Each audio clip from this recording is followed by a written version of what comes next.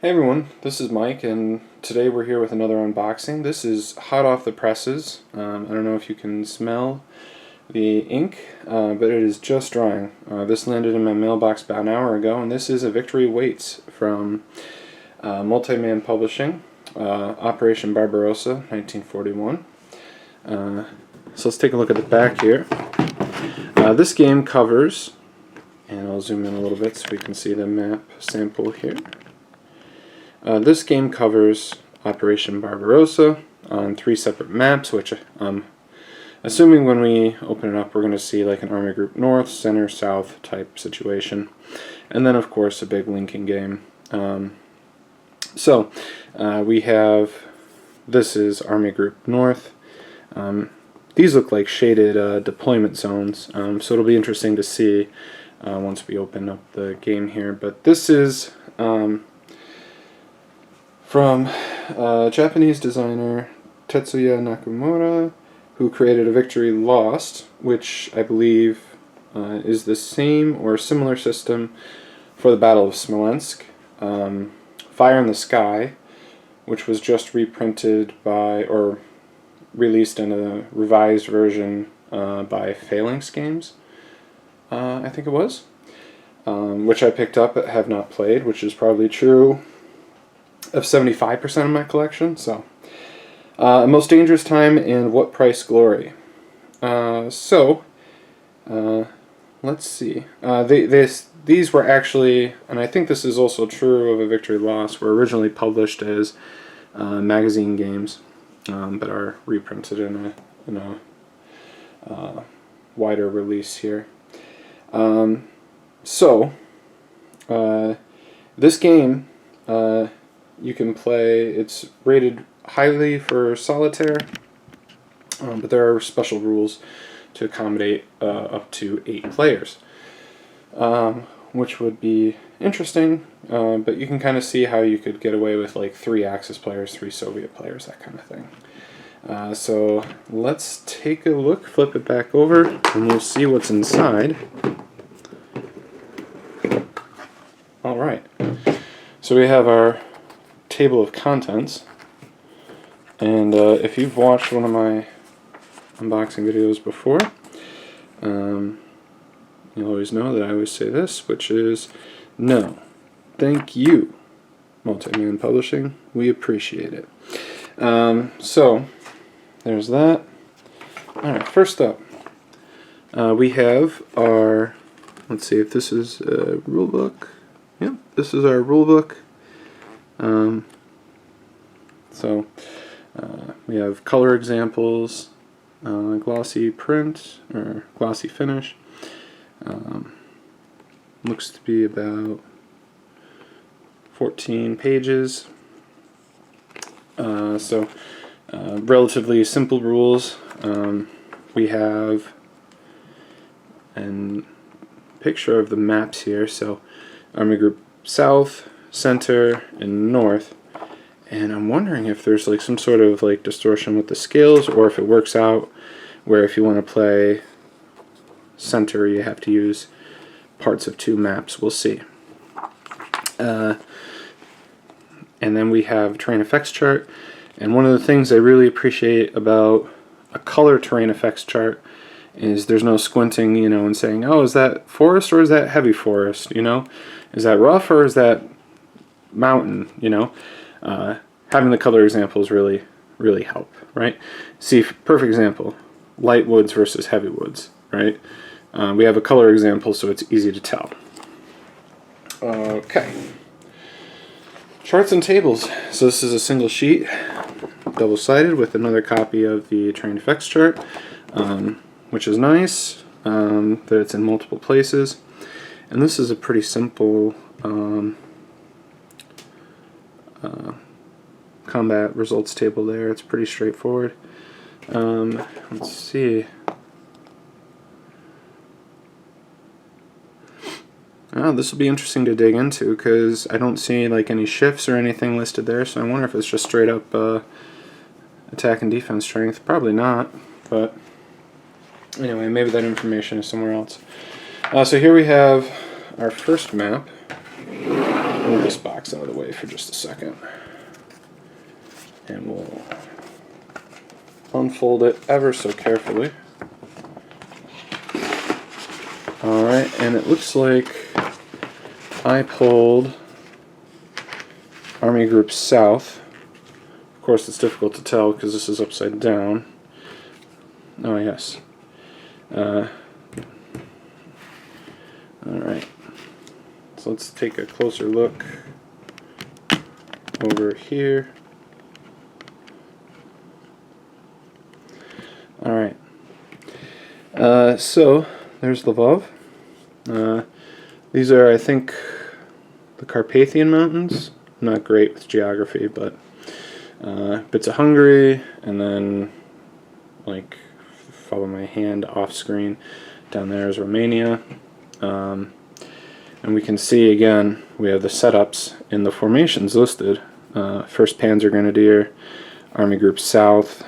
For the Soviets, 5th Army, 6th Army, 6th Army HQ.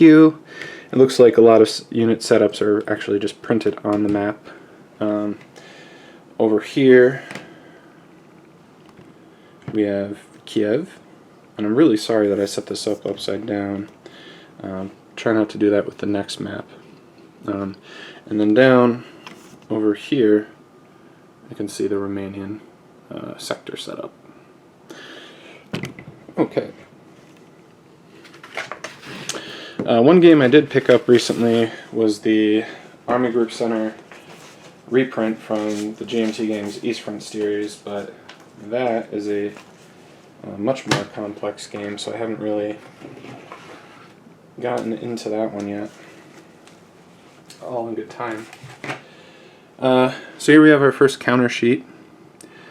And actually this is described as alternative silhouette counters, so there are like the NATO, well, I don't want to call them NATO because they're not really that, but I guess the shapes. And then we have silhouettes. So whichever your preference, keep those separate. Let's see. We have a campaign turn track, so 9 turns. And this has information including command sheets, reinforcements. Interesting. And this, interestingly enough, is double-sided. We have Kiev scenario turn track on the back. So if we're going to do the Kiev scenario, we would use this. So, all right. Okay. Here we have. And this is our Army Group North, or actually Center map. So let's take a quick look. So here we see Bialystok, Grodno, and again just setup locations. Up to the north here we have Königsberg. And as we continue our flyover, we can see HQ setups for the Soviets. And if we go far enough, we can see, oh, there it is, that famous city Smolensk. So, it's a very beautiful map. So down here you can see another hallmark of any East Front Barbarossa game, the Pripyat marshes, and there are these light blue hexes here. Very difficult for the panzers to maneuver through. So we'll fold that up. This is a really beautiful game. The components all look very nice. So here we have our counter sheet. This is counter sheet 2. So we can see 2nd Panzer Grenadier, 3rd Panzer Grenadier, turn markers, command markers, HQ markers. It all looks very nice, very well done.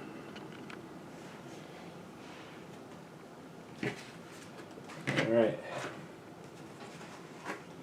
I'm not going to get out the last map, But we have our Smolensk turn track and our Leningrad turn track.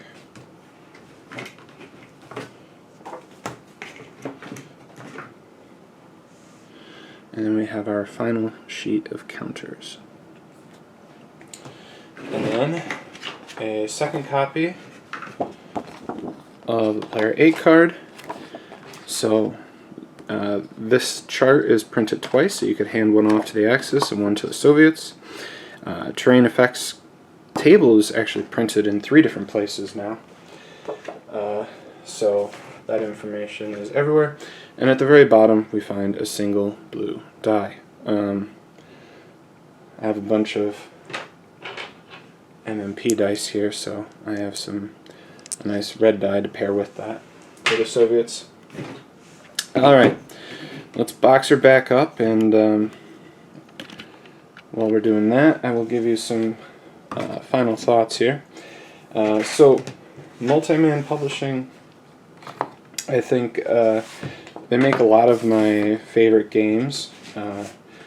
If you know, or if you've followed this channel, you know that I kind of started with, and this is the Leningrad map that I said I wasn't going to show, but there it is. I kind of started with GTS. I did an entire playthrough on YouTube of the Operation Mercury campaign scenario.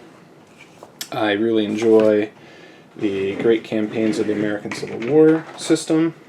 I play that quite a bit. And then SCS, I have a couple of playthroughs of a couple of different titles of that up on my channel. And then we come to BCS and OCS, which the best way I can describe both of those games are, those look like games that I definitely want to learn how to play someday.